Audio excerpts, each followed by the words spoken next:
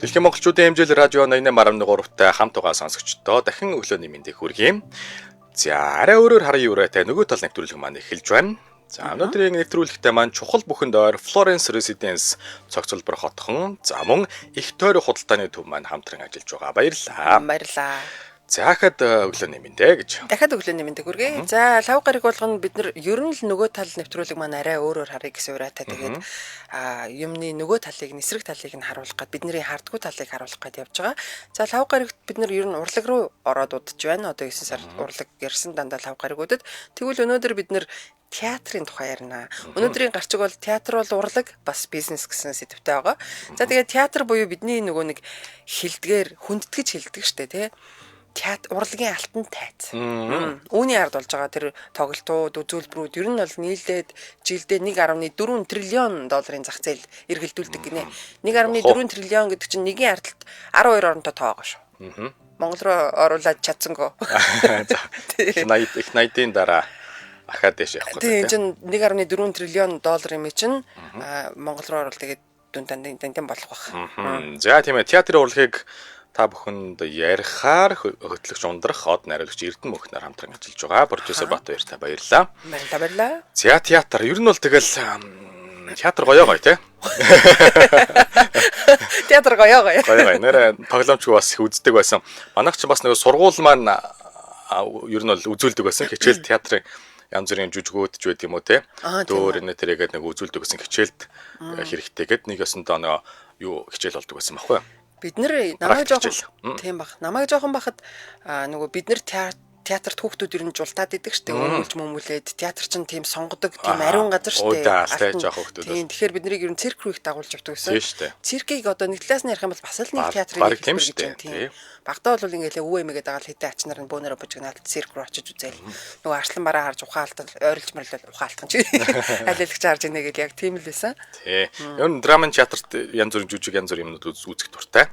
Гоё юм бэ. Айгу тийм ер нь театр хэр нэг тийм элит юу гараад идэгтэй нэг мэдрэгдээд идэгтэй хүн очиж үзэхтэй нэг тийм хувцанраа хүртэл одоо цогцолж цэвэр одоо хүндэтгэж нэг тийм чамин нэг хүндэтгэлтэй хувцас өмсөд идэг тий. Тэгээд сүүлийн үеийн театрын бас жүжигийн тавилт мавилт юу байдгийг тэ найруулах юмнууд нь бүгдээрээ л бас гоё. Шинжлэхтэй л гоё болоод ер нь яваад байгаа. Entertainment тал руу бас гоё тавилттай жүжигүүд энэ төр байдаг болсон. Тий. Сүүлийн үеэсээ гадна ер нь бас эртнээсээ ч гэсэн ер нь тийм байсан баг. Тийм бах уу? Их байсан тийм тансаг. Одоо жишээ нь юу гэдэг нь бороо ордог сцен тэр бороо ордог хэсэг мэсгтэр нь бол дээрээс нь жинкнээсээ бороог тэг өгч их жишээтэй технологийн янз бүрийн дэвшлүүдийг бол ашиглаа тий. Тий одоо л тийм уур амьсгалаа мэдрүүлэх гэдэг гоё. Тайзаа янз бүрээр застдаг те эргэлддэг дээшээ босч ирдэг ингээс хураагддаг энэ төр гэж гоё болчиход байгаа тий. Аха. За театрын урлаг бол дотроо олон салбараар мэдээж ангилагдана. Маш олон төрөл болж хуваагддаг. Нэг ойлгомжтой тийм. Гэтэ урлаг гэж ярьж байгаагийнхаас мэдээж түүхийг ярихгүй болохгүй хөө. За театр бол хэдэн мянган жилийн өмнөөс ихтэй. За эртний хүмүүс бол төрөл бүрийн ёслол зан үйл хийж байгаад явандаа тэр нь байгаль бурхан шүтэнтэй харилцах дуу бүжиг дүр эсгэх одоо юм жүжиглсэн маягийн тоглолт маягийн зүйл болсон. Энэ бол анхны театр хэлбэр гэж үздэг юм байна. За нөгөө ер нь хүмүүс чинь тэгэл одоо аянга цахилгаан захих ч байд юм уу ямар нэгэн байдлаар тэнгэр хангаа бурхан гэл ямар нэгэн шүтэнтэй болж эхэлсэн. Тэнгүүтээ нөгөө шүтэндээ одоо мөргөх тэгээ тэрний янз бүрийн зан үйлтэй тэрэндээ жүжиглсэн байдлаар ингээд одоо зан үйл хийж ингэж хүндэтгэл үзүүлдэг болсноор ер нь бол театр ихсэн гэж үздэг болох гэдэг. Тийм үү. Тэгэхээр одоо бурхандаа тахил өргөөд өмнө нэг мөрөг зөргөж байгаа юмуд чинь театрын нэг хэлбэр юм байна шүү гэж үздэг юм байна. За. За манай эртний өмнө 2500-д эртний Египтэд фараон болон бурхны тахил домгийн түүхүүдийг жүжиглдэг байсан. Тэг гэж үздэг. За Египтийн баримтаар нотлогдсоор бол хамгийн эртний тоглолт бол Осирисийн домог гэдэг жүжиг байт юм байна. За хамгийн анхны театрын тоглолт. Тийм театрын домог жүжиг. За. За манай эртний өмнөх 200 оноос манай эртний 200 оны хооронд эртний энэтхэгт Натая Шастра гэх одоо судар бичигдсэн нь яасан Натая Шастра бичигдсэн жүжигийн уран бүтээлийн онл практикийг тайлбарласан томоохон бүтээл болж чадсан гэж бас үздэг. За тэгэхээр чинь нэг бас л нэг 2000 гаруй жилийн түүхтэй болох гээд байна. Тийм байна. За энэтхэгийн Катакали Бхарататьям гэж зэрэг бүжгийн театрчилсан үзүүлбэрүүд нь бүгд энэ судар номноос эхлэлтэй гинэ. За. Энэ эртний Египт энэтхэгт ер нь их хөгжөөд байна тий. Тийм хөгжиж ирсэн гэж үздэг юм байна. За тэгвэл би хятад руу оръё. Хятад ч ер нь бас арвин түүхтэй, баялаг түүхтэй ус шүү дээ, тий.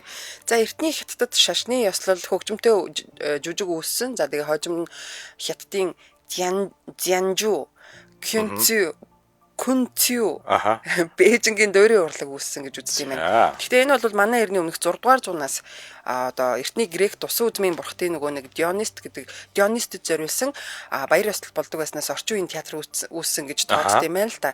Харин манай эртний өмнөх 534 онд болохоор Афинд анхны жүжигийн тэмцээнийг зохион байгуулж исэн. За тэгээ зохиолч нь Теспис гэж грекийн анхны жүжигчин хүн одоо тэмдэглэгдсэн байт юм байна. За тэгээ тэрнээс хойш Теспин театр буюу одоо жүжигчин гэсэн Теспин буюу жүжигчин гэсэн үг гарч исэн, ийм нэршил гарч исэн гэсэн юм байна. За грекийн жүжигийн гол төрлүүд нь юу байсан юм бэ тухайн үедээ?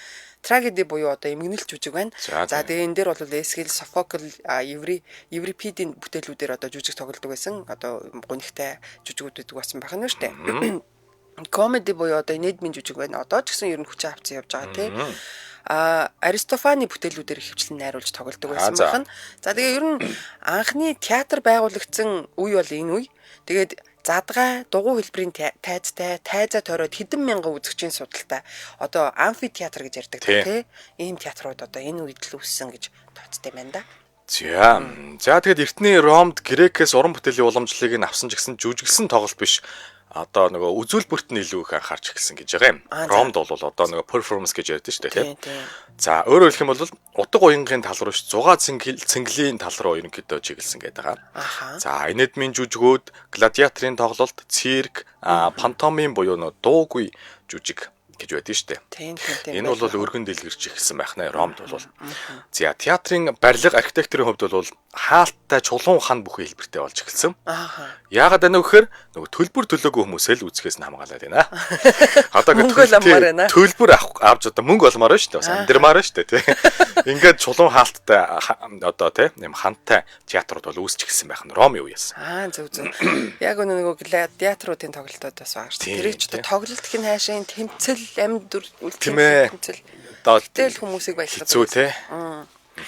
За Европт болохоор Христийн шашаа орж ирснээр Европын театр зарим одоо хэлбэрүүдийг хоригилж эхэлсэн. Ялангуяа эртний грек-ромын нөгөө бурхныг магтан дуулдаг эсвэл энедмийн болон эмгэнэл жүжгүүдийг дээрээс нь бусад зарим нэг тоглолтуудыг хориглоод бүр олимпийн тоглолтыг ч гэсэн хориглож исэн удаа байдаг. Харин дундад зууны үеэс нөгөө нэг хориглоод исэн хаад нь одоо байхгүй болсон, таалдгүй байсан хүмүүс нь байхгүй болсон учраас хэдэн 100 жил өнгөрсний дараа сүмийн ёслолууд өргөжөөд театр эргээд модонд орж эхэлсэн. За энэ үед бол одоо mystery буюу Библийн түүхүүдийг магтан дуулдаг. Ер нь шашинтай их холбоотой юм ба штэ. Библийн түүхүүдийг магтан дуулна, олон цагаар дуулна, бүжиглэн, жүжиглэн. За тэгээ morality буюу ёс суртахууны сургаалаа. Зөв. Литургийн жүжгүүд одоо сүмийн мөргөл залбираас үүссэн ийм жүжиг дуулалыг уншиж जैन. За тэгээ уншлаг бүхий жүжигийн тоглолтууд, жүжигчилсэн тоглолтууд яг сүмийн хашаан дотор талбай дээр тоглогдчихсэн. Яг ингээд хөвчлэн бүтээсээ өдрөл болдог гэсэн мэлхүү дээ бодвол. Европ ярьж байгаа юм чи? Тийм л бах та тий. Харин энэ үед болохоор Хятадд юан гүрний үе ээж таарсан. Тэгээд юанийн дуур гэж одоо маш өндөр хөгжсөн зүйл бас байсан гэсэн байна. За тэгээд ингэж байгаа сэргэн мандалтын үе болоод ирж байгаа. За сэргэн мандалтын үед бол Европт бол театр ер нь бол дахиж мандаж эхэлсэн байдаг. Тэг ер нь бол их хүчийг авсан. За Италид Commedia dell'arte гэх инедмийн театрын үзүүлбэрүүд бий болсон байдаг.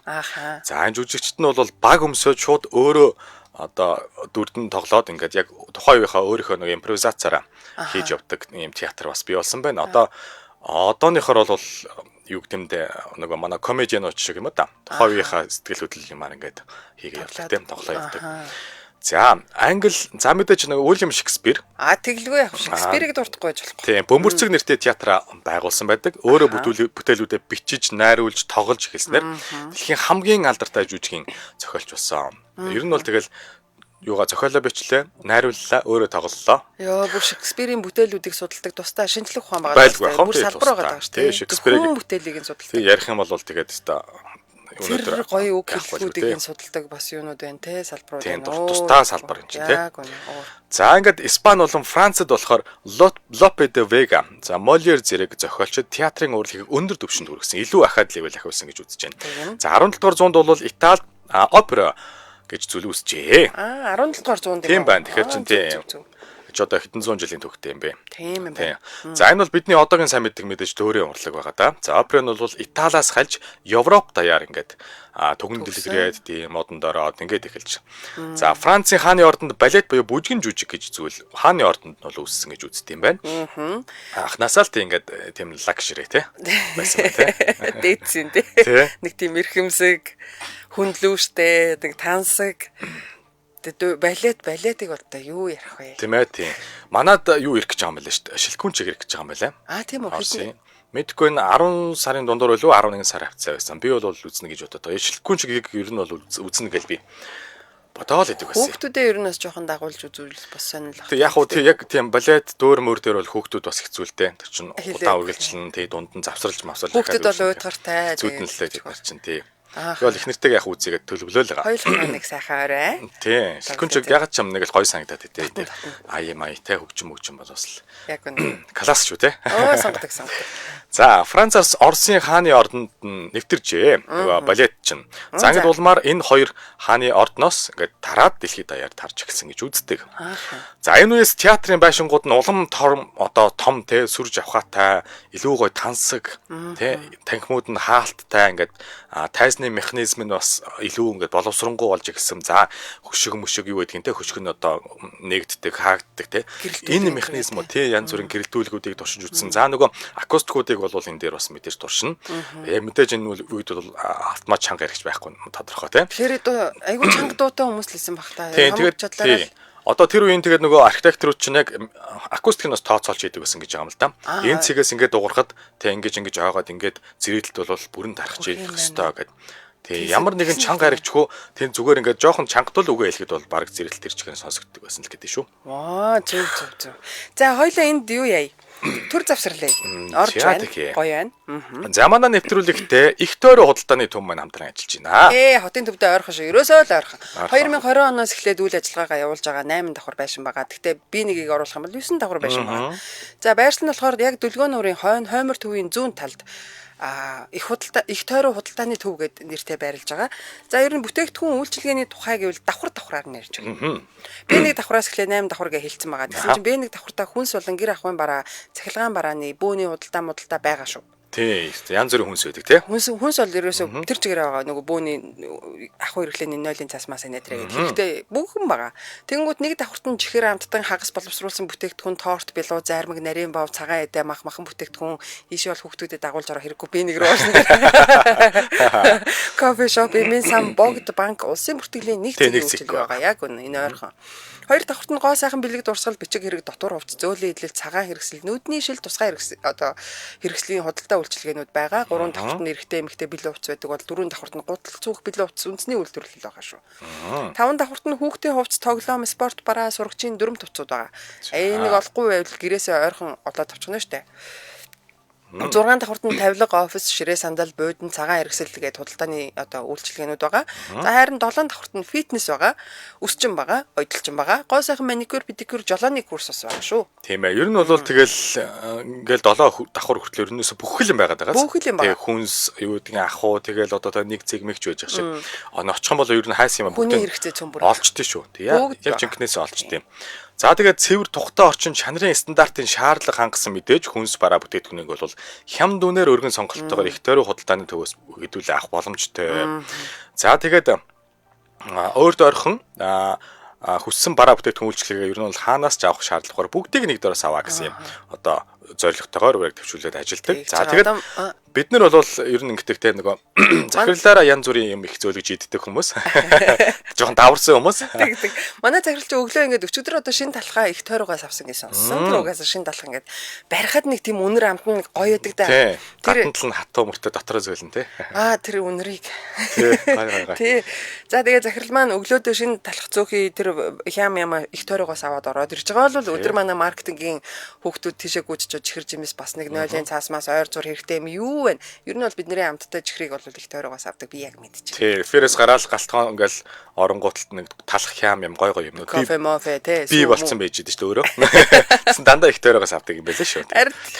За тийм ээ. За тэгээд холбогдох утасны дугаар нь 8089 6069 8089 6069 гэсэн дугаараар холбогдоод илүү дэлгэнгүй мэдээлэл авч болно. Тэгээ хамтран ажиллах санал юу гэдгийг ингээд мэдээлэл аваарэ. За тэгээд Дүлгэн нуурын хойно Homer Office-ийн зүүн талд их тойрон худалдааны төв байрлаж байгаа. За тэгээ утасны дугаар хэлэх шаардлага байхгүй байна дөө. Их тойрон худалдааны төв ч угаасаа яг юун дээр ойрхон байгаа. Гэхдээ утасны дугаар хэлээд үгүй 8089 6069 гэсэн дугаар байна. 8089 6069. Тэгээ ер нь Google Map дээр их тойрон худалдааны төв гэхээр гараад ирнэ. Тэгээ хотын төвдөө ойрхон. За ингээд нэвтрүүлэгтээ их тойрон худалдааны төв маань хамтран ажиллаа. Баярлалаа. За, балетын хөгжмөөрөө Чайковский тасархай гэх юм бэлээ. Үнэ.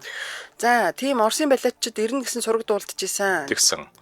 Яг юу нь яваадсэн шүү реклам. Тэрг бол өстой алдахгүй үзгүй ер нь билетүүд нь тэгээд баг дуусчих шүү. Тикет дээр бол гартсан байх шүү гэсэн шүү баг. Тийм. Окей. За тэгвэл одоо 20 дугаар зуун руу орё. 20 дугаар зуун гарсан. Тэгсэн чинь Америк нэгдсэн улсад мюзикл хэлбэрээр одоо театр, мюзикл жоох entertainment болоод байна тий. Илүү entertainment болно. Ер нь л юм хөгжинэ гэдэг чинь л юм шиг байгаа. Илүү сайн руугаал явд юм шиг байна хугацаанд тий. За ингээд Нью-Йоркийн Broadway, Лондонгийн West End-д мюзиклүүд тоглогдож эхэлсэн. За эдгээр театрууд бол орчин үеийн хамгийн алдартай театрын бизнесийн театр мөртлөө бизнесийн хэлбэртэй болсон байгаа. Харин Европт болохоор яг энэ үед авангард урсгал театрын шинэ урсгалууд яг хөгжиж исэн. За энд орчин цагийн театрын урлагийн 3 том төлөөлөгчийг заавал дуртахгүй болохгүй. За Германд болохоор Bertolt Brecht гэдэг нөгөө эпик гэх театрын урсгалыг яг энэ үед бий болгож исэн. Энэ театр үзэгчдийг бодит байдал руу уруу татах хэлбэртэй байх ёстой. Яг үзүүлбэрүүд нь яг ингээ бодит байдал руу оруулна. Дээрээс нь уйлуулна, өрөвдүүлнэ.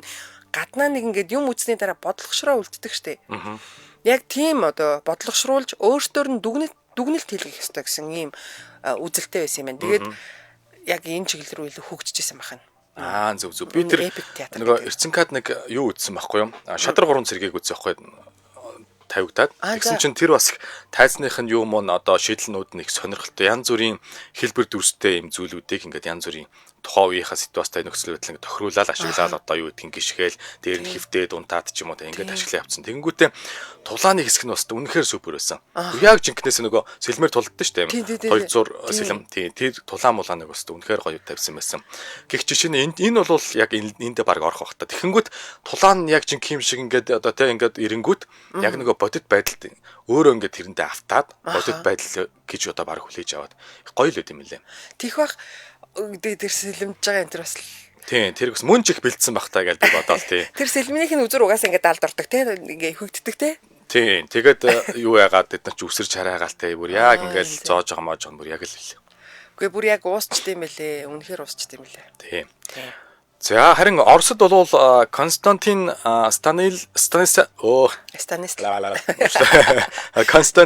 Станиславский жүжигчин дүрдээ сэтгэл зүгээр амьдарч дүрдээ бодитойгоор орох ёстой гэж үздэг. Станиславскийн систем гэх зүйлийг санаачилж одоо эхэлсэн байдаг. За жүжигчин бол тайзан дээрээ дүрээ тоглох биш үнэхээр яг дүрээр амьдрах ёстой гэж одоо үзсэн. Энийг бол Станиславскийн үзэл гэж нэрлэдэг юм байна л да. Одоо манайханд ярьдаг шүү дээ одоо нөгөө дүрдээ ороод дүрээсээ одоо гарч чадахгүй байх энэ төр тохиолдлууд тэрнээсээ болоод бас тийм хэд хоног яг тэр дүрээрээ явах ч гэдэм юм бүр ингээд хитрхи дүрдээ орсон тохиолдлууд ч байдаг. Одоо би бүр одоо бол нөгөө нэг Жокерт тоглосон жүжигчин байгаа шүү дээ. Сүүл нөгөө нэг алдчихдаг одоо байхгүй. Тэр жүжигчин чинь Жокерт тоглохын тулд нэг сарын хугацаанд өөрийгөө бэлдээд хүн амьтнаас өөрийгөө тусгаарлаад буудалд амьдэрсэн ч үлээ.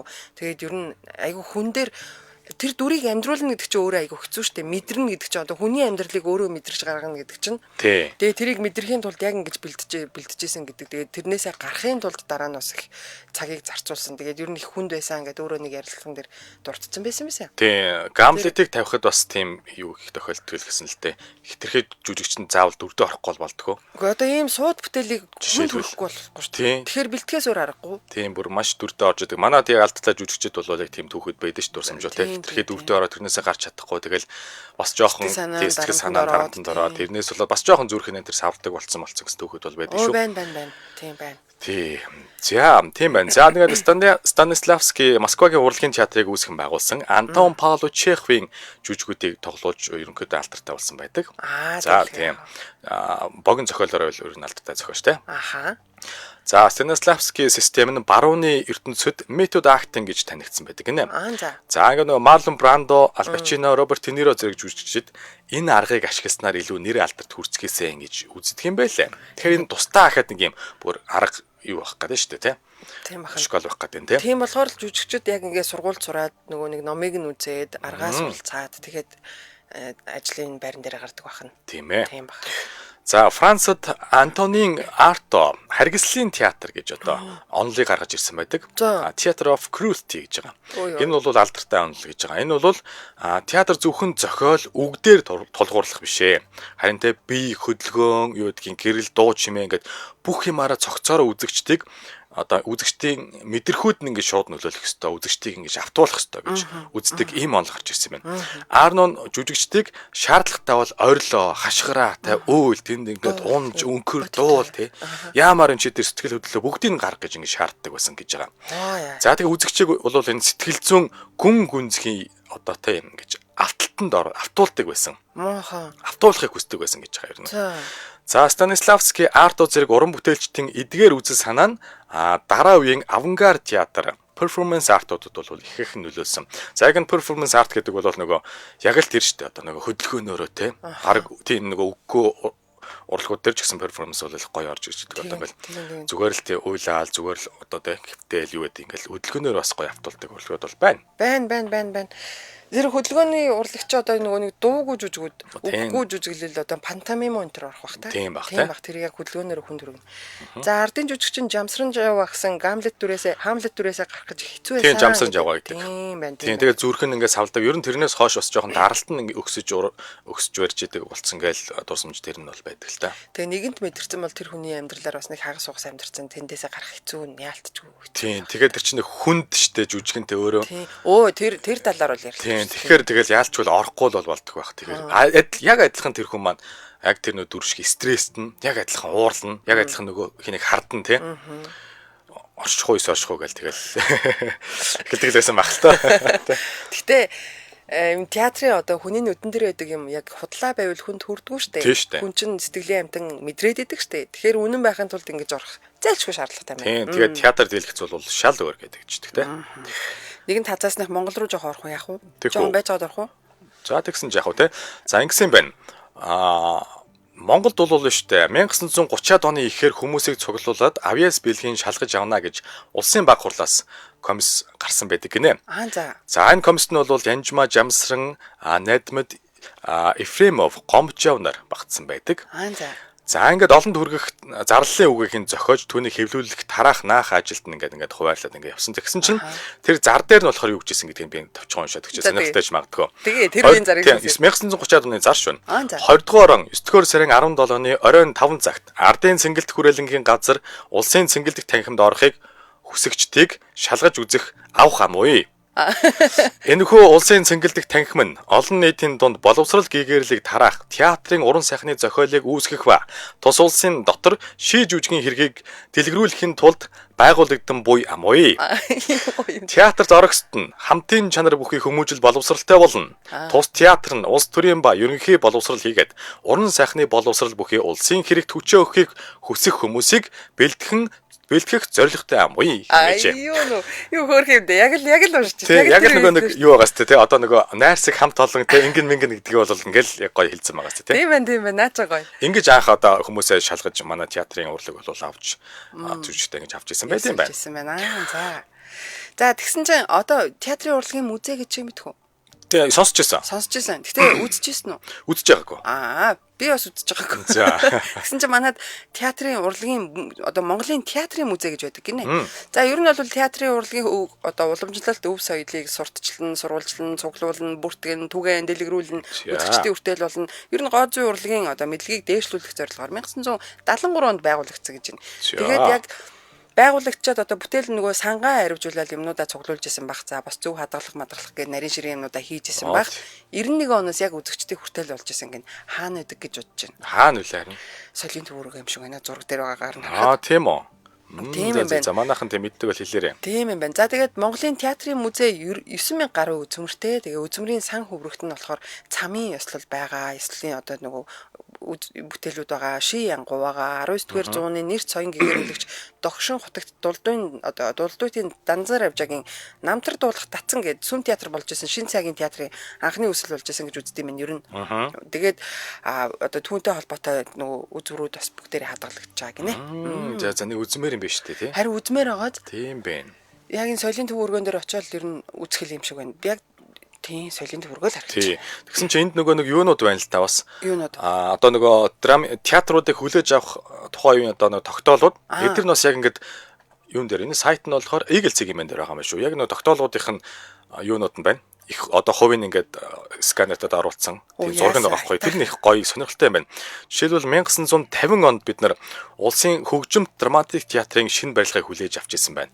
За. Энэ болохоор бүгд найрамдах Монгол ард улсын сайд нарын зөвлөлийн тогтоол номер 244 50 оны 9 дугаар сарын 28-ны өдөр гэсэн байна. Тэнгүүтээ ингээл улсын хөгжим драматик театрын шинэ барилгыг хүлээн авах юу гэж юм бол энэ засгийн газрын комиссийг томилох тухай гэдэг. Ингээд шинээр ингээд яг хүлээж авч байгаа.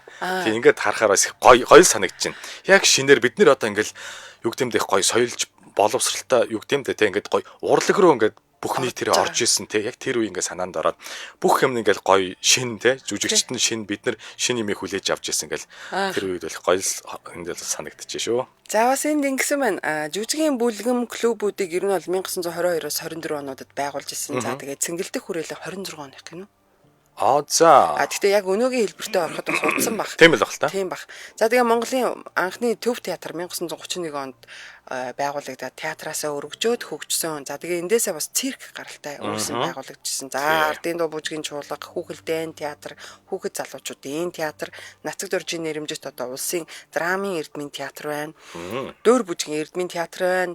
За энэ нөгөө нэг музей доторх үзмрүүдэд би ярьж байгаа шүү. Гэрэл зургууд нь байгаа, баримт төчг нь байгаа. Саяны чиний Eagle-с уншсан бичиг баримт гэсэн тэнд бас байгаа. Бит зүйлсүүд байгаа. Жүжигийн тоглолт, тайз чимэглэлийн нөгөө тайзны эскиз гэж нэг юм байдаг шүү дээ. Загвар тэр хүртэл байгаа.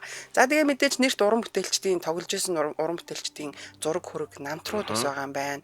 Баримлууд байгаа юм байна. Хөрөг зураг байна. Одон медалууд нь бас байна. Жүжигийн танилцуулгууд бас байна. Яаж орж исэн. Дээрээс нь хөтөлбөрүүд нь бас байгаа.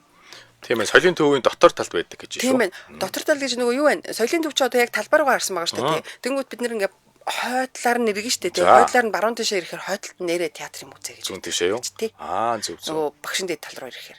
Зөв. Нэрээ тэнд яг театрын музей гэж нэг самбар яалтчгүй санагдаад байна. Тэр юм байна, тэр юм байна.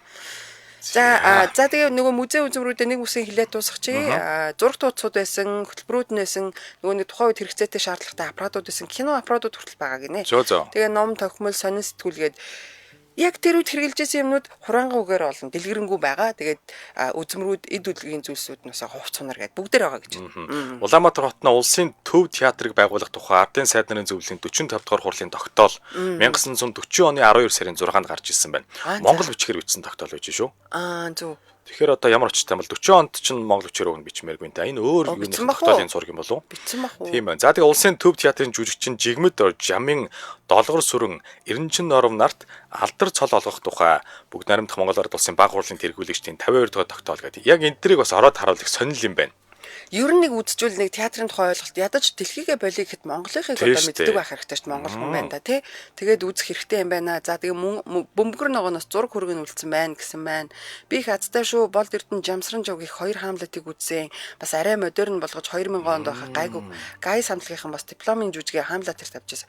Манай энэ Сүйс дотор чинь хүмүүс нөгөө нэг хөөрхөн жижигхэн театртай тэнд тэгээ оюутнууд жүжигээ тоглож тайлан тоглолтоо тавьдаг. Тий оюутны театр гэж байгаа тий. Манай актер одоо Сүйс сурж байгаа байхгүй. Би баянган сая ер нь явж байгаа. Тэгээд гоё штэ орохоор тийм. Нэнт ч нэг хүн дуулаад, тэнч нэг хөгжим тоглоол. Тэгээд энд ч нэг хүн уртын дуугаа аялал дуулаа гэх. Би нөгөө мөс зурсан байхгүй. Тэгээд мөсийн нөгөө нэг оюутны юу лээ шинэ жилийн нэг хөтөлбөр зохионо гэдэг. Тэгээд бид нөгөө Сүйс руу ингээд өөртөө найруулж чадахгүй болохоор мундаг хүн авчрыг мэдлэгтэй хүн авчрыг гэдэг оюутан руугаа л явж байгаа штэ. Анх ингээд орсон чи тэнд ч нэг хүн нисэл, энд ч нэг хүн үхээл зүгээр. Сэлэм мэлэм ингэж гарч ирэл. Би яг галзуугийн хэмжээнд орсон юм шиг. Харин тий анх ороход л тэгэж санагдсан тий. Идэв шүү. 1941 онд Кирилл үсэг чилсэн гэсэн байна. Зөв. Тийм ба яг тэгвэл өмнөх нь юм байна шүү дээ сайн тогтолцоо. Тийм юм байна. За би 20 дугаар зуун руу оръё. 20 дугаар зуунд театрын урлаг ингэж асар өндөр хөгжсөний дараа кино урлаг, эндээсээ телевиз гэх мэт супер одоо өрсөлдөгчд гарч ирсэн. За тэгээ энэ өрсөлдөөн дунд уналгүй өөрийгөө одоо яг амьд харилцаатай байгаагаараа авч үлдэж чадсан одоо тэрүүгээрээ бас ялгарч чаддаг урлаг бол яалтчгүй театр юм аа. 21-р зуунд театр буюу одоо нэн орчин үеийн театр нь дэлхийд даяар улам олон хэлбэртэй болж хөгжсөөр байгаа. Уламжлалт урлаг, спорт урлаг, сонгодог урлаг юу спорт. Сонгодог урлаг, дуур, балет, орчин үеийн бүжиг, мюзикл, за тэгээ бүр туршилтын театрууд бас байна. Дээрээс нь энэ бүх урсгал чиглэлийг хамаарад гэрэлтүүлэг дижитал тайз, 3D проект, виртуал урлаг, за тэгээ хиймэл оюун ухаан гэд яг эднийг зэрэгцээд ингээ хослуулаа явж байгаа. Тэгсэн мөртлөө сонгодог хэлбэрээ алдаагүй амьд тарилцаагаа ч гэсэн авч үлдэж явж байгаа. Тий одоо тэр лазер нөгөө холограм энтрийг бол театрт их ашигладаг болсон мөлий. Тэр нь бүр л гоё ингээл чимээл те нэг л тий. Одоо ингээд яг театр руу ороод задлах юм бол тэр гэрэлтүүлэг чинь тусдаа нэг бүр салбар болоо явчихна.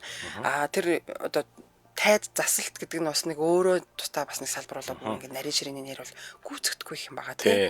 Бид нар ч яг нөгөө хичээл гэж үздэг байсан байхгүй. Жишээлбэл тэр нөгөө яг тэр биер хүн тайртай мартай тэд нар тэр жүжигүүд тавигдж байхад бид нар яг хичээлдээ явъя гээл тэгэл театр ороод жүжиг үздэг. Гоё юм шүү дээ. За тэгээ Бродвей, Вест Энд, Сөүлийн театр, Москвагийн их театр, Бээжингийн Дүүрийн театр гэдэг дэлхийн алдартай театрын театрууд бол одоо энэ театрын урлагийн гол төвүүд нь хിവэрэ байгаа шүү.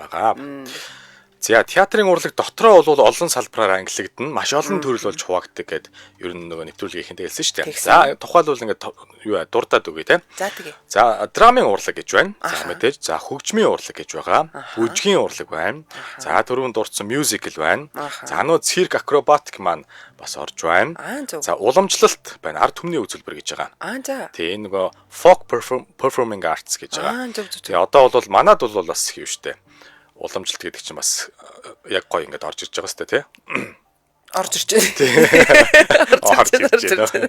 Одоо манайх чинь одоо юу гэдэг нэг өөрмөц онцлог уламжлалтай арт юм уу. Тэр утгаараа энэ дэр бол яг гоё. За холимог урлаг гэж байгаа. За мэдээж драмын урлаг, хөгжмийн урлаг, бүжгийн урлаг, мюзикл, цирк акробатик яхаа давтагдсан байх шүү байна. За тэгээд ингээ холимог урлаг гэдэг ингээ дуусчих шүү. За тийм бахан. За энэ тухай жоохон дэлгэрүүлж ярихаасаа өмнө Улаанбаатар хотод 9 цаг 42 минут болсныг хэлье. За тэгье. За дараагийн маань хамтран ажиллагч болов чухал бүхэн доор Florence Residence цогцлбор хотхон маань хамтран ажиллаж байгаа. За ер нь бол чухал бүхэн дойр гэдэг чинь хотын төв ер нь юмдаа ойрхон гэсэн үг. За хаана байгаа юм бэ? Сүхбаатар дүүргийн 11-р хороо. За бидний мэддгээр Сөүл имлэгийн яг зүүн талд байрлалтай 5 блок 600 айлын стандарт зэрэглэлийн төслийг танд танилцуулж байна. За Florence Residence-ийн одоо энэ чухал бүхэн ойр ураатай энэ цогцлбор хотхон маань хотын төвд ойрхон. Ер нь бол үнцэнтэй байршилд байртай болохыг хүсэж байгаа бол та ийшээ ирээрээ. За нийт ер нь бол 4.7 га талбайд сүндэрлэж байгаа 5 блокийн 16 давхар 600 айлын орон сууц байгаа шүү. Цогцлбор хотхон байгаа шүү. Улсын сургуульд ойрхон цэцэрлэг одоо дэргэд байгаа. Тэгээ та өглөө гэрээсээ гарахтаа л хүүхдээ сургууль цэцэрлэгт нь өгчөөл цаашаа ажилдаа явна. Ер нь бол замын төвчрэлд одоо амжихгүй гэх юм байхгүй. За тэгээ шаардлагатай үед бол хажууд Сөүл имлэг байна, Цааталтан зуйл имлэг байна. Ер нь бүх имлэгтэйгээ ойрхон ураг шажингалтай дүргчүүдэг баг. За худалдаа үйлчилгээний төв болох одоо Go to Market байна. Саяны бидний ярьсан дөнгөж саяхан ярьсан их тойр худалдааны төв яг хажууд нь байгаа. Ном байна, Home Office байна.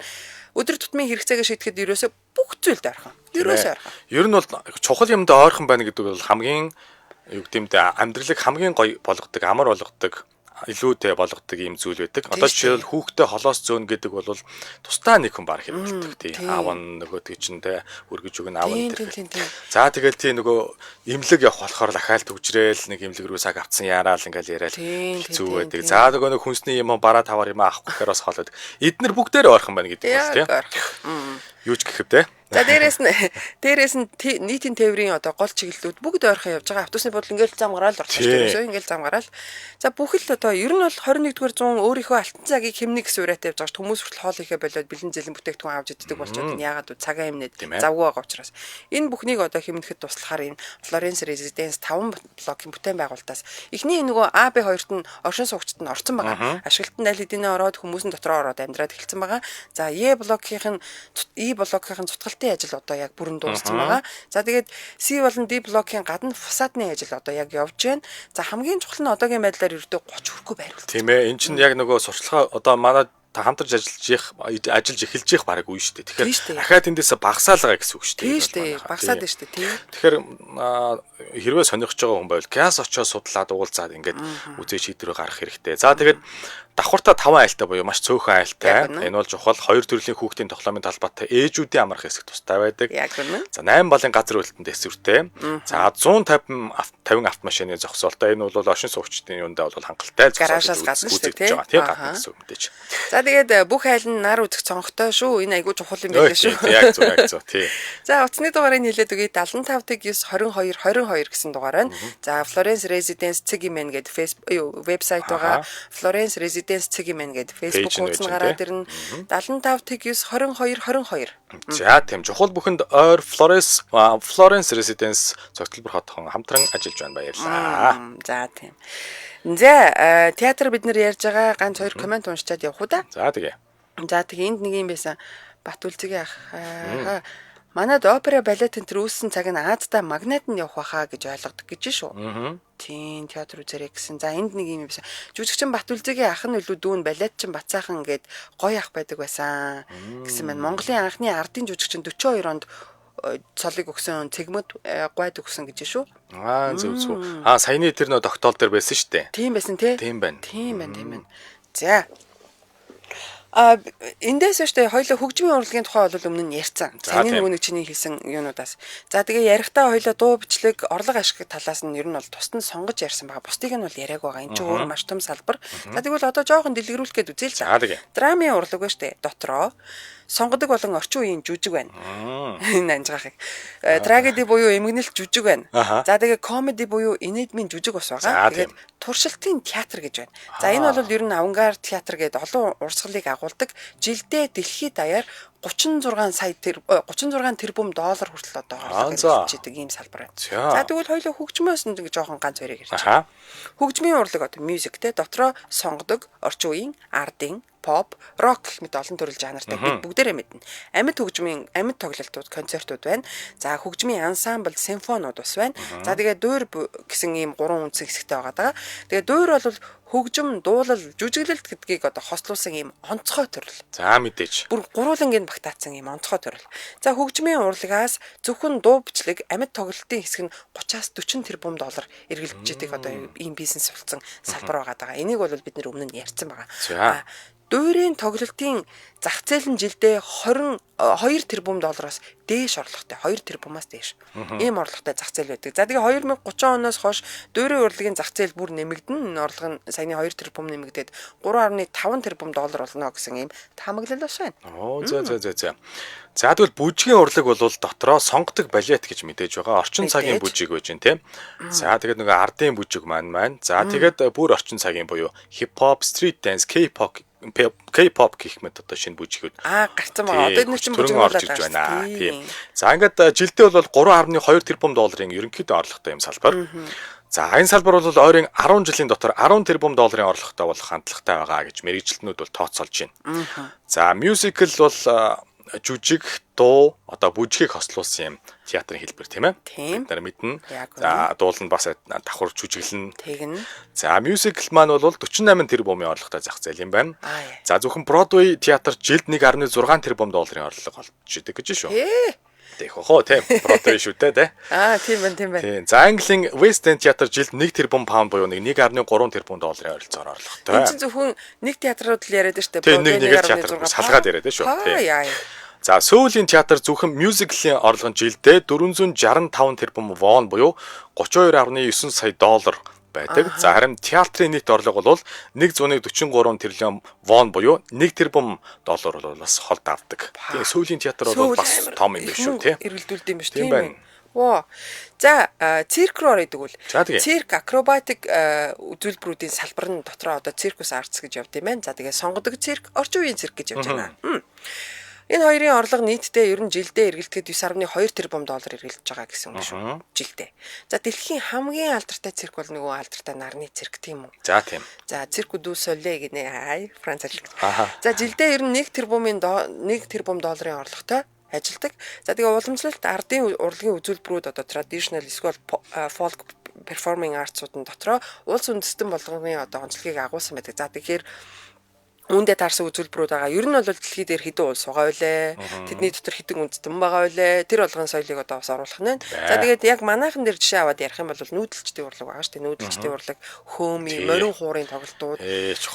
Хятад руу орох юм бол Бээжингийн дуур, Японы Кабуки театр гэдэг ер нь бол яриад байвал тооцшгүй. Тэгээд ашгийг нь ч гэсэн нөгөө нэг яг улс улсаар нь ингээд нарийн ярихад бас хэцүү. Яг тэгэхээр тэр олон соёлыг одоо багтаасан театрууд байгаа шүү дээ. Тийм манай морин хуур уртын дуу хөөми бол Үнэхээр гоё. Яг хажуунаас нэг амдарын сонсох юм бол бүр ингээд яалчгүй ингээд нэг сонирн болоод тийм сонирн болоод явчихдаг. Яагаад тэгдгийг мэдэхгүй одоо тэгэл тийм нэг цусан тал юм байдаг юм бол одоо байд юм шиг байгаа юм тийм би тэр нөгөө солонгос баздаа хэлэхгүй уртын дуу гэдэг одоо юааж орчуулах юм мэдэхгүй long song л гэж байгаа байхгүй. Жоо тийм үү хэдэн минут үргэлжилдэг ингээд гэж байгаа. Тэгээ гэх мэт л ингээд юу ч ямар ч ойлголтгүй шүү дээ гадаад. Тэгээд ингээд сонсоход ийм учиртай нэг үгийг ингээд тэ уртаа татаад ингээд юм дээр нь маш олон техник үүдэг хэн болгон бас дуулж чаддгүй юм. Ямар сони тэ гоё юм байна сонирхолтой байна гэж тэгж байгаа байхгүй юу. За, холимог урлаг гэж байна. Энэ бол performance art буюу тайзан дээр биеэр үзүүлэх урлаг тийм. Оо тэгэлгүй. За, хүүхэлдэйн урлаг гэж байгаа. Оо тэр чих өөр гэжтэй. Puppetry гэж байна тийм. Манай хүүхэлдэйн театрт бас хүүхдүүдээ бас баг байхны хэд тийм үзчихсэн. Айгүй хөөрхөн байд тийм. Үгүй ээ, үнэхээр хөөрхөн. Тэр бүр нэг тийм дотн штэ бүр. Тийм гоё тийм. Нэг гоё гэр шиг. Гэтэ нэг тийм гоё гэр шиг. Тийм, тэр нэг үнэр нь надад гоё санагдаад ингээл харахаар тийм. Театр тэгэл хүүхэлдэйн театрын тэр үнэр нь багада бид нар чинь тэгэл хаяа нэг орж бас үзэн тэр циркийг бас үзэхэд надад нэх гоё тийм энэ жирийн биш те ямар нэгэн тэмдэглэлт гоё өдөр болоод байгаа юм шиг санагдаад онцгой санагдаад нэх гоё гэдэг жил циркийн бас үнэр надад их гоё. Тэгээ тийм тоглолт үзсний дараа нэг гоё хоолмолоор тэгээ бүр маруулжны тэр амч итэн те тэгэлгүй. Гоё шүү бай. Харсан сэргчлээ. За тэгээд өгүүлхэн урлаг гэж байгаа. Тайзан дээр нэг хүн одоо юм ярина эсвэл те шүлэг уншдаг ч байт юм уу те өгүүлэг юм ярина. Энэ бол өгүүлхэн урлаг.